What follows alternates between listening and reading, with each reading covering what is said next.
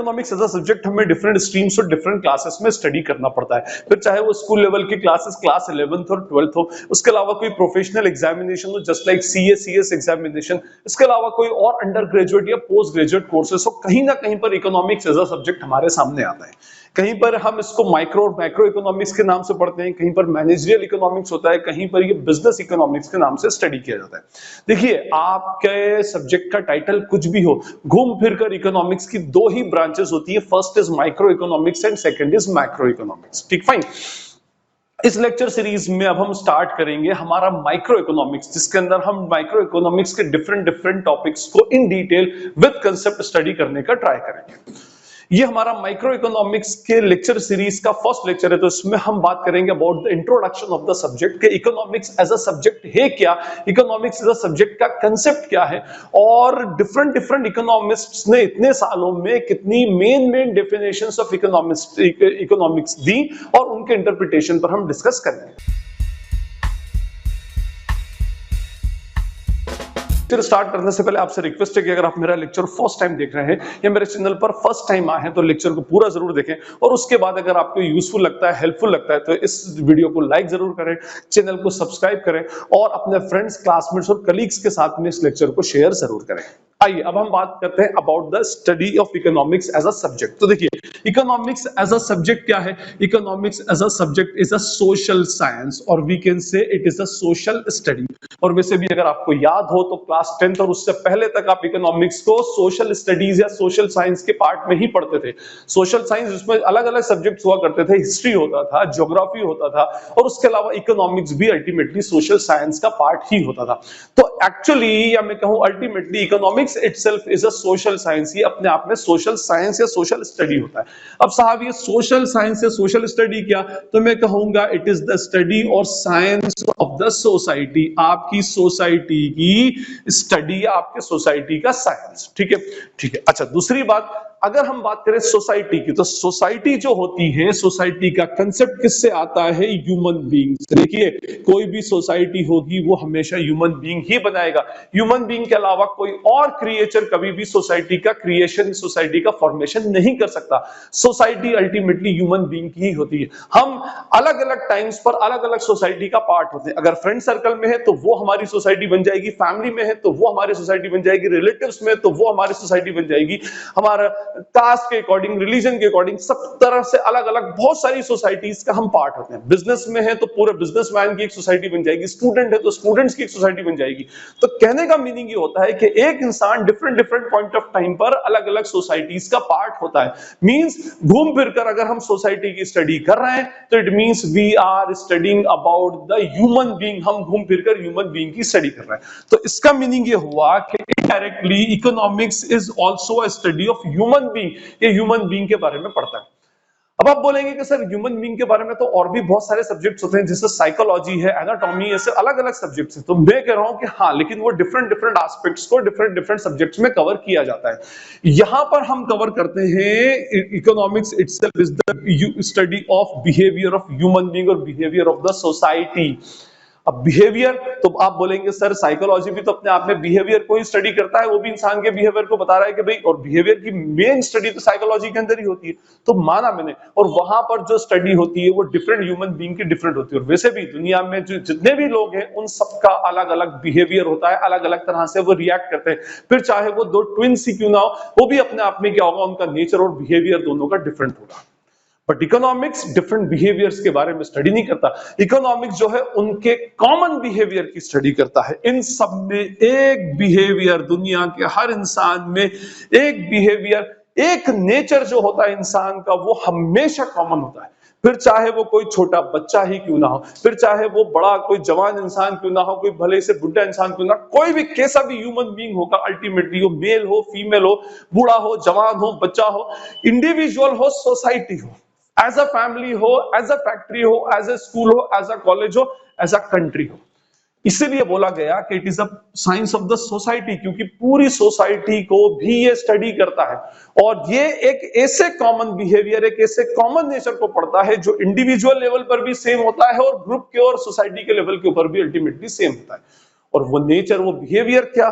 तो साहब, वो नेचर जो है अपने आप में अल्टीमेटली होता है अनलिमिटेड डिजायर्स। ठीक है, देखिए कोई भी इंसान हो, अगर वो अकेला है तो उसकी डिजायर्स अनलिमिटेड होंगी। ठीक है, अगर आप फैमिली की बात करें तो पूरी फैमिली की डिजायर्स भी अनलिमिटेड है। आप अपने बिजनेस की बात करें तो उस बिजनेस में एज अ बिजनेसमैन आपकी डिजायर्स अनलिमिटेड है।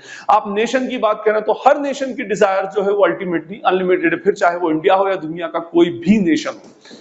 हर लेवल के ऊपर जो डिजायर्स होती हैं वो अनलिमिटेड होती है। इंसान चाहता है उसको ज्यादा से ज्यादा मिले, ज्यादा से ज्यादा मिले, जो उसके पास है उससे एडवांस मिले, उससे और अच्छा और उससे अच्छा, और जितना मैक्सिमम कैपेसिटी का होता है वो उसको ज्यादा से ज्यादा अच्छे से अच्छा मिल जाए। अगर उसके पास ऑल्टो कार है तो वो चाहेगा कि उससे एडवांस कार मिले, किसी के पास उससे एडवांस है तो वो उससे और एडवांस चाहेगा, किसी के पास मर्सिडीज है तो वो बोलेगा मुझे और उससे एडवांस कार चाहिए, किसी के पास अगर कोई एक फोन है तो वो उससे और एडवांस लेवल का फोन चाहेगा। और ये सिर्फ चीजों के बारे में ही नहीं, हर चीज के अंदर इंसान को क्या लगता है, अनलिमिटेड डिजायर्स उसकी होती है। फिर चाहे वो इंडिविजुअल बेसिस पर हो, चाहे वो सोसाइटी के लेवल पर हो या किसी भी लेवल पर हो, डिजायर्स हमेशा हर लेवल के ऊपर, हर इंसान की, हर ग्रुप की, हर सोसाइटी की, हर नेशन की डिजायर्स अनलिमिटेड ही होंगी। उसकी इच्छाएं अनलिमिटेड होती हैं। और जब वो इन अनलिमिटेड डिजायर्स को फुलफिल करने जाता है तो पीछे से एक फोर्स उसको खींचता है, और वो फोर्स होता है स्कैर्स रिसोर्सेस। देखिए, जब इंसान अनलिमिटेड डिजायर्स को फुलफिल करने जाएगा तो उसके पास कुछ ना कुछ रिसोर्स होना चाहिए। फिर चाहे वो रिसोर्स मॉनेटरी ही क्यों ना हो, फिर वो चाहे रिसोर्स टाइम के सेंस में क्यों ना हो, फिर वो चाहे रिसोर्स मटेरियल के फॉर्म में क्यों ना हो, फिर वो चाहे रिसोर्स कोई लेबर के फॉर्म में, कैपिटल के फॉर्म में ही क्यों ना हो, रिसोर्स होना चाहिए। जब तक रिसोर्स नहीं होंगे इंसान अपनी अनलिमिटेड डिजायर्स को फुलफिल नहीं कर सकता। और प्रॉब्लम ये होती है दुनिया में कि हर इंसान के लिए, चाहे वो किसी भी लेवल पर हो, उसके लिए रिसोर्स हमेशा स्कैर्स है। फिर वो चाहे मिलियनर बिलियनर हो, मुकेश अंबानी या गौतम अडानी की तरह, या फिर कोई भी पुअर क्लास का पर्सन हो, डेली वेज अर्नर हो, हर इंसान के लिए अपने लेवल पर अपने हिसाब से रिसोर्स जो होंगे वो हमेशा स्कैर्स होंगे।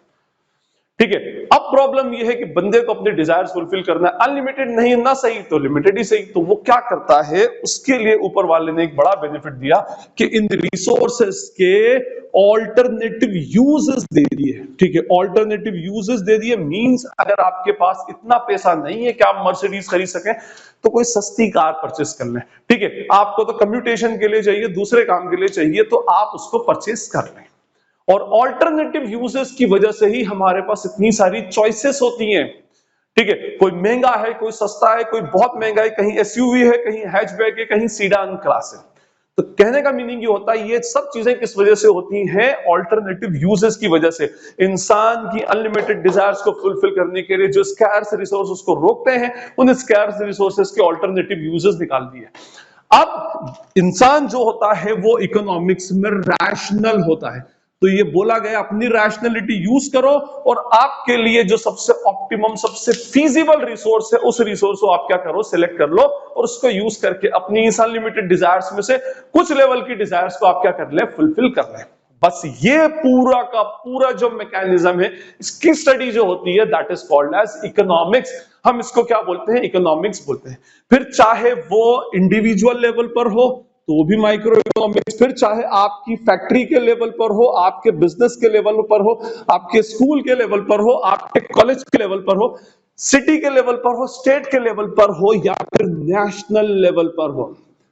ठीक है, ये सारे के सारे किसका पार्ट होंगे, माइक्रो इकोनॉमिक्स का। और नेशनल लेवल पर होगा तो वो हो जाएगा पार्ट ऑफ मैक्रो इकोनॉमिक्स। तो actually economics is nothing but it is the study of unlimited desires. ठीक है, जो हम किससे करते हैं, स्कैर्स रिसोर्सेज से फुलफिल करने का ट्राई करते हैं। और कैसे करते हैं, हमारी रैशनैलिटी को यूज करके, उस स्कैर्स रिसोर्सेज के जो ऑल्टरनेटिव यूजेस होते हैं उसमें से जो हमारे लिए सबसे ऑप्टिमम और फिजिबल होता है, हम उसको एक्चुअली क्या करते हैं, सिलेक्ट कर लेते हैं। ये हमारे इकोनॉमिक्स का एक्चुअली सब्जेक्ट मैटर है। अब देखिए, इकोनॉमिक्स जो था as a separate field of study 1776 में इंट्रोड्यूस किया एक बंदे ने, जिसको हम फादर ऑफ इकोनॉमिक्स भी बोलते हैं, और उस बंदे का नाम था एडम स्मिथ। ठीक है, तो सबसे पहले एडम स्मिथ ऐसे बंदे थे जिन्होंने इकोनॉमिक्स को as a separate field of study हम बोल सकते हैं इंट्रोड्यूस किया। ठीक है, और ये साल था 1776।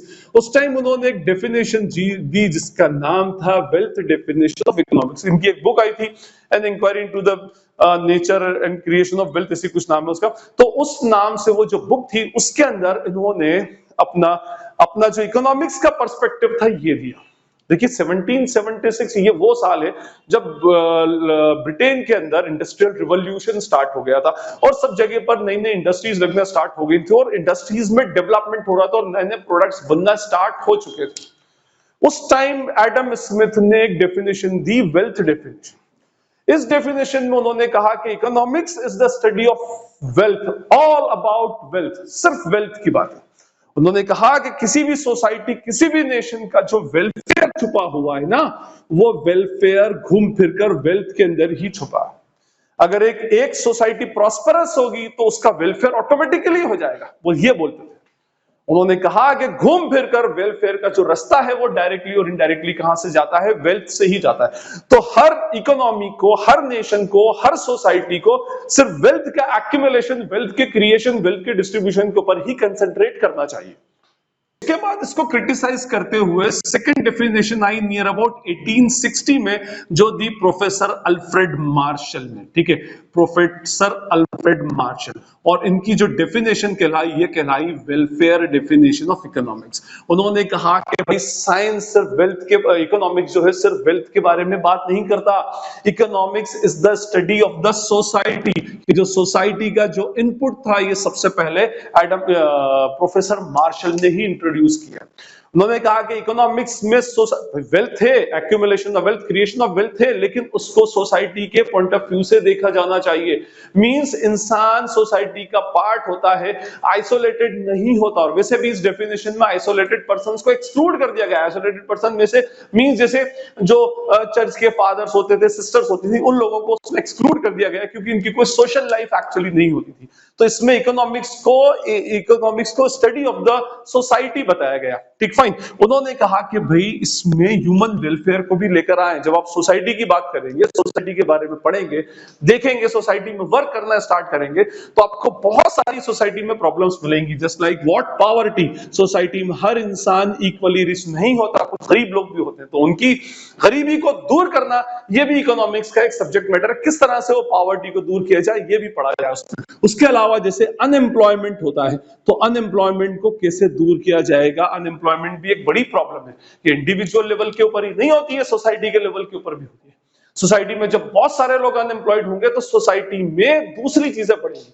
हो सकता है वो क्राइम करने लग जाए, लोगों को मारने लग जाए। तो ये बोला गया कि आप सिर्फ वेल्थ की बात ना करें। इसमें तो वेल्थ को क्या बोला गया था, आपको वेल्थ अर्न करना है, बाय हुक और बाय क्रुक। आप किसी का मर्डर करके, चोरी करके पैसा छीन रहे हैं, तो वो भी वेल्थ डेफिनेशन ऑफ इकोनॉमिक्स में वेल्थ का कलेक्शन ही होता था, एक्यूमुलेशन ही होता था। लेकिन यहां पर अल्फ्रेड मार्शल ने जो थी वो वेलफेयर डेफिनेशन ऑफ इकोनॉमिक्स दी कि भाई हमें वेल्थ के साथ साथ सोसाइटी के वेलफेयर के ऊपर भी कंसंट्रेट करना चाहिए। ठीक, फाइन। उसके बाद 1932 में थर्ड डेफिनेशन आई, जो किसने दी, लायनल रॉबिन्स ने। ठीक है, और इनकी डेफिनेशन जो कहलाई वो स्कैरसिटी डेफिनेशन ऑफ इकोनॉमिक्स कहलाई। और स्कैरसिटी डेफिनेशन और कुछ नहीं होती, ये वही होती है जो मैंने अभी आपको इकोनॉमिक्स में एक्सप्लेन किया। इन्होंने कहा कि भाई एक इंडिविजुअल इंसान की क्या होती है, डिजायर्स अनलिमिटेड होती है, और अनलिमिटेड डिजायर्स के लिए जो वो रिसोर्सेस लेकर जाता है, रिसोर्सेस यूज करता है, वो स्कैर्स होते हैं। और इन स्कैर्स रिसोर्सेस के ऑल्टरनेटिव यूजेस होते हैं, और इन ऑल्टरनेटिव यूजेस में जो सबसे फीजिबल, सबसे ऑप्टिमम रिसोर्स होता है, वो बंदा क्या करता है, अपने अनलिमिटेड डिजायर्स को फुलफिल करने के लिए यूज करता है।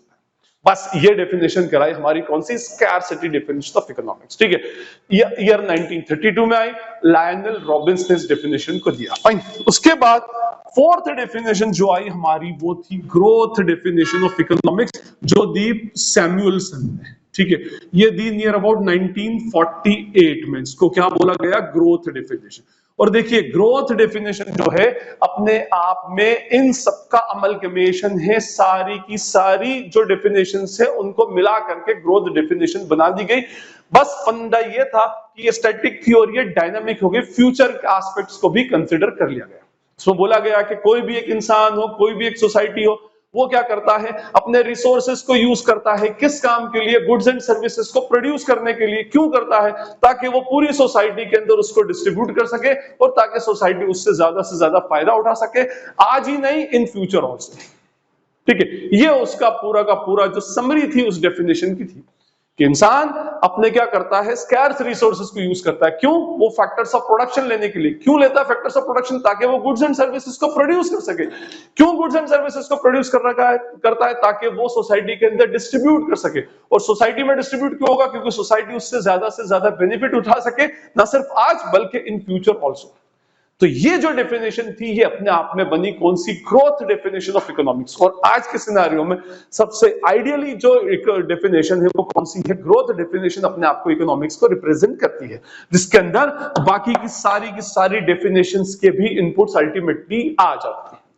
ठीक है, अच्छा, ये सबसे पहले डेफिनेशन आई थी तो इस डेफिनेशन का नाम दिया गया क्लासिकल डेफिनेशन। तो एडम स्मिथ, याद रखिएगा एडम स्मिथ कौन है, फादर ऑफ द इकोनॉमिक्स, ये फादर ऑफ द इकोनॉमिक्स इनको बोला गया। ठीक है, क्लासिकल डेफिनेशन ऑफ इकोनॉमिक्स बनी। ठीक, उसके बाद सेकंड अल्फ्रेड मार्शल की आई तो इसको नाम दिया गया न्यू क्लासिकल। तो न्यू क्लासिकल डेफिनेशन के नाम से आ जाए तो समझ जाइएगा वो किसके बारे में बात कर रहे हैं, they are talking about the welfare definition. Lionel Robbins की स्कैरसिटी डेफिनेशन, इसको हम मॉडर्न डेफिनेशन ऑफ इकोनॉमिक्स भी बोलते हैं। और फिर ये हमारी ग्रोथ डेफिनेशन ऑफ इकोनॉमिक्स। ठीक है, इसके अंदर फ्यूचर के बारे में बात की गई, ये अपने आप में एक डायनामिक डेफिनेशन होती है। फाइन, तो ये चार डिफरेंट इकोनॉमिस्ट्स थे जो मेन डेफिनेशन थी, इन चारों इकोनॉमिस्ट्स ने अपने अपने लेवल के ऊपर इकोनॉमिक्स को डिफाइन किया।